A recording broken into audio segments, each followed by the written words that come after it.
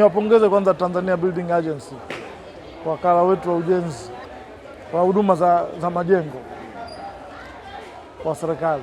Leo nimetembelea kwenye banda lao, lakini kwa kweli mimi mwenyewe kama katibu mkuu nafahamu kazi zao nzuri wanazofanya.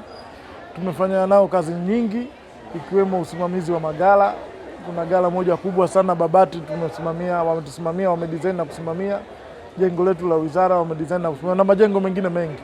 Lakini kazi kubwa ambayo wameifanya ni kuhakikisha kwamba serikali kwa muda wote iko salama kwa maana ya majengo na kuhakikisha ubora wa ujenzi na majengo mbalimbali. Lakini wamekuwa wakifanya kazi pia na sekta binafsi kwenye maeneo haya.